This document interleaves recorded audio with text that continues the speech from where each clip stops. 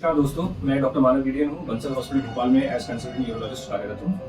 आज मेरा वीडियो बनाने का इंटेंशन सिर्फ इतना सा है कि मैं उन क्वेरीज और उन डाउट्स को सॉल्व करना चाहता हूँ पेशेंट्स के, जो आमतौर पर पोस्ट ऑप सर्जरी के बाद पेशेंट्स को फील होता है। और बहुत छोटी छोटी डिटेल्स होती है जो doctor because of busy schedule वो क्लियर नहीं कर पाते हैं पेशेंट्स को। पर पेशेंट जब घर जाता है तो उनको ऐसा समझ में आता है कि ये चीज़ पूछ नहीं पाए या ये चीज़ रह गई, फिर वो कॉन्टैक्ट नहीं हो पाता है। तो आज इन सबसे जो सबसे इंपॉर्टेंट चीज़ है वो मैं आप डिस्कस करूंगा इस वीडियो में, जिसको कहते हैं स्टेंट रिलेटेड डिस्कम्फर्ट। अब ये स्टेंट क्या होता है? जब भी हम कोई स्टोन की सर्जरी करते हैं, या तो यूआरएसएल कर दिया या पीसीएल कर दिया, जो पेशाब की नली होती है, जो किडनी से पेशाब की थैली को जोड़ती है, वहाँ पे जब पत्थर पड़ा रहता है तो हम उसको उस नली में डाल के उसको तोड़ते हैं। या किडनी में जब पथरी रहती है तो हम पीछे से दूरबीन डाल करके उसमें तोड़ते हैं। तो हम हमेशा उस नली में एक स्टेंट डाल देते हैं, डबल जे स्टेंट, जिसको हम डीजे स्टेंट भी बोलते हैं। उसका एक एंड किडनी में, एक एंड ब्लैडर में रहता है। अब स्टेंट से रिलेटेड बहुत डिस्कम्फर्ट होता है पेशेंट्स को, ऐसे कि जैसे ज़्यादा बार बार पेशाब लगती है पेशेंट को, या फिर जब पेशाब आदि बहुत तेजी से आता है, जब पेशाब होती है तो यहाँ पे दर्द का एहसास होता है, कभी कभी लालपन आ जाता है यूरिन में। और अगर स्टेंट बहुत दिन के लिए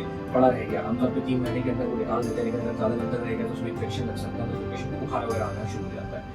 तो ये सब चीज़ों से घबराने की जरूरत नहीं है, ये सब बहुत कॉमन है जो स्टेंट रिलेटेड इशू होते रहते हैं। हम इसमें कुछ दवाई गोली देते हैं जिससे ब्लैडर रिलैक्स हो जाता है, और ये जलन जो तीव्रपन आता है वो सब रिलैक्स हो जाता है, पेशेंट को आराम हो जाता है। लेकिन अगर पेशेंट को अगर इन्फेक्शन हो रहा है स्टेंट की वजह से, तो बेहतर है कि आप न्यूरोलॉजिस्ट से मिलें और स्टेंट को जल्द से जल्द निकलवा दें।